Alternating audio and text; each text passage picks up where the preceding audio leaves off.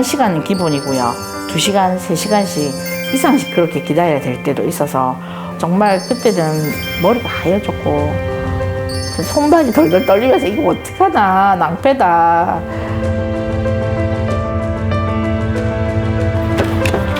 장애인이 겪는 생활 속 불편함. 어떻게 할까요? 하우 코너에서 권 PD가 취재해봅니다.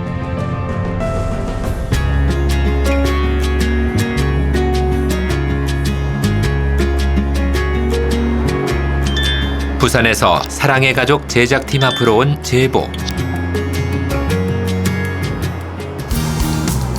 자세한 이야기를 들어보기 위해 권 PD가 달려가 봤습니다.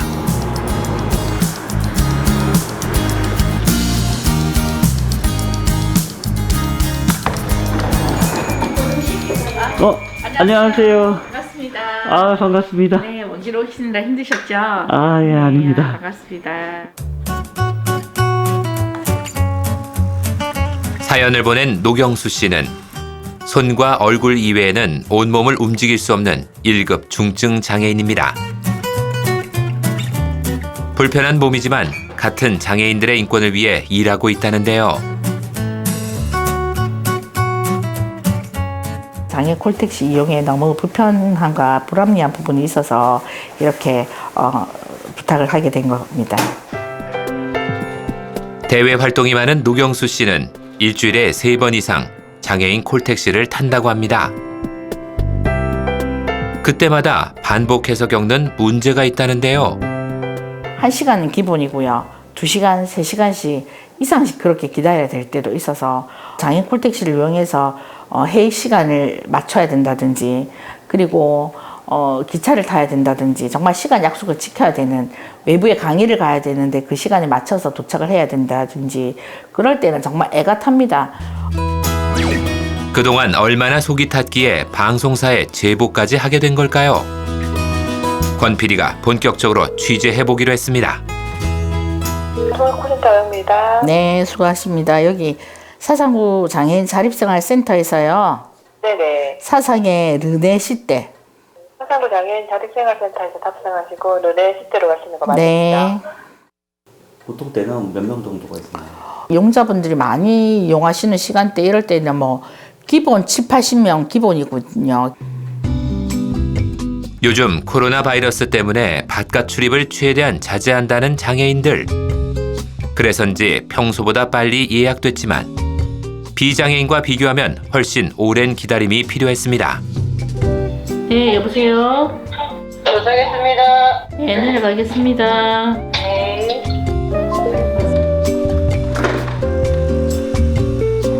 지금 택시가 얼마 만에 온 건가요? 한 30분 만에 온 것 같아요, 배차되고. 30분 정도? 네네네.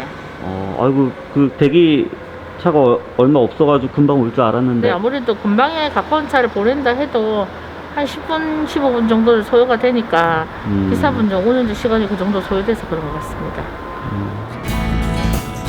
부산 지역 장애인 콜택시 이름은 두리발. 몸이 불편한 이들의 두 번째 발이 되겠다는 뜻이라는데요. 지체, 뇌병변, 뇌전증 등을 가진 중증 장애인들이 이용합니다.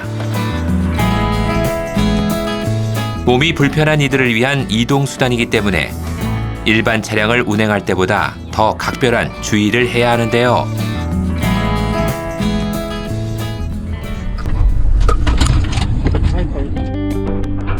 낮은 턱도 휠체어 때문에 큰 진동과 충격으로 이어집니다. 선생님, 조금만 천천히 가주세요.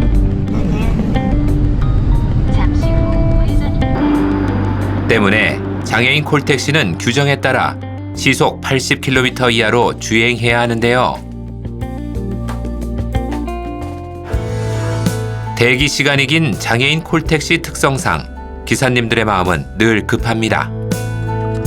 그 불안감은 뒷좌석의 이용객에게도 고스란히 전해지는데요.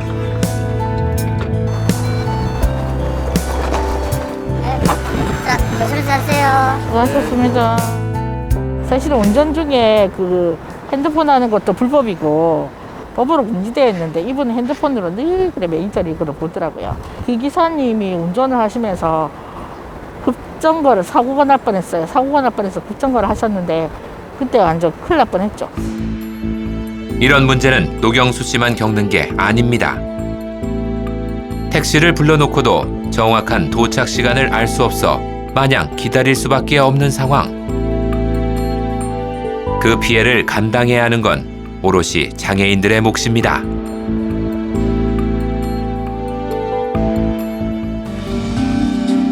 여러 차례 민원을 넣었지만 오랫동안 바뀐 것이 없었다는데요. 급기야 작년 9월엔 장애인들이 개선책을 마련해달라며 거리로 나오기도 했습니다.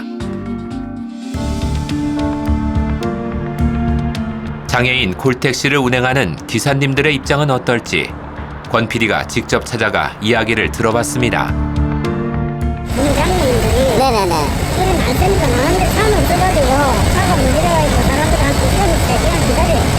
이거는 약속 잡기가 굉장히 힘들어요.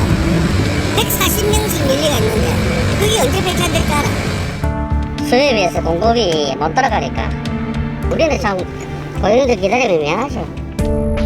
관련 부처는 어떤 입장일까요? 먼저 장애인 콜택시를 운영 중인 부산시설관리공단을 찾아가 봤습니다. 이 두리발이 총 몇 대가 있나요? 지금은 160대 있습니다. 160대. 부산시 중증 장애인은 약 5만 명.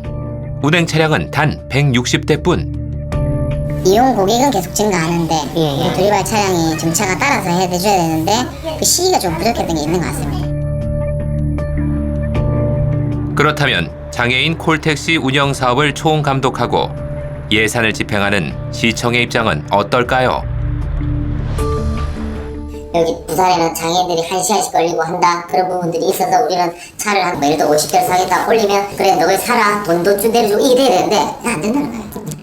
저희도 하기 싫어서 안 하는 게 아니고 그만큼 힘들다는 거죠.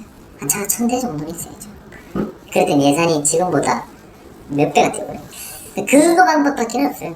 그거 줄이려면. 똑같은 상황이 부산뿐만 아니라 전국에서 벌어지고 있었습니다.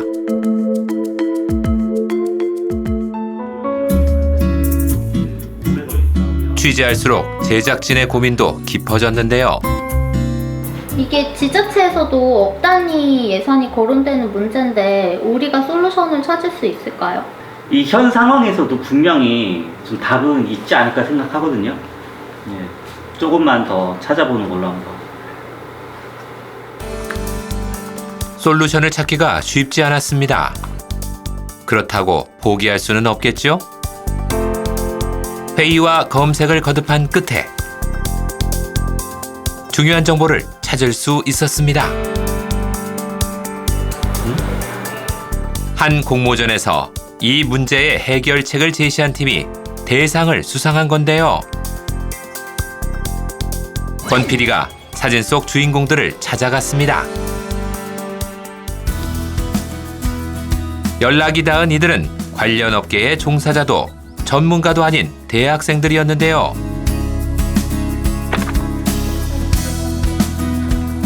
안녕하세요. 안녕하세요. 아, 예, 반갑습니다.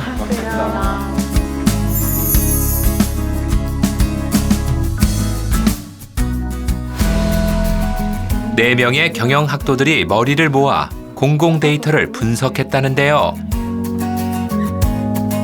그 결과 장애인 콜택시의 긴 대기 시간을 줄일 방법을 찾아냈다고 합니다. 가장 큰 문제가 이제 공급 대수 부족이 있지만 그 외에 저희가 해결할 수 있는 문제는 그 고객들이 차량 요청을 하고 차량이 고객을 태우러 오는 데까지 걸리는 그 시간을 줄이는 데 저희가 특히 집중을 했던 것 같습니다. 어떤 차고지에는 수요에 비해 차량 수가 많고 또 어떤 차고지에는 수요에 비해 차량이 부족한 문제점이 드러난 겁니다. 재분배를 통해 기존 차량을 효율적으로 운행하는 것만으로도 대기 시간이 크게 줄 수 있다는 건데요.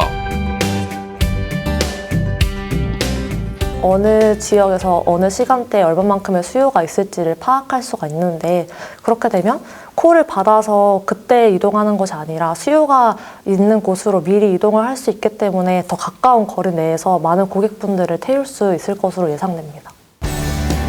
소외된 분들을 위해서 이렇게 생각해가지고 인원 분석 아이디어를 냈다는 것은 의미 있는 일이고요. 이런 아이디어를 시작으로 해가지고 좀 더 그 현장에 있는 분들의 아이디어를 다 같이 접목하고 하면 충분히 뭐 현실에 적용할 가능성도 있다고 그렇게 저는 생각합니다. 이 아이디어가 언제쯤 도입될 수 있는지 문의해봤습니다. 결론적으로 학생들의 아이디어를 바탕으로 적용될 수 있는 부분이 있고요, 분명히. 다른 지자체에서 했던 것까지 포함해서 분석한 결과를 바탕으로 2020년에 적용할 수 있을 것으로 보고 있습니다.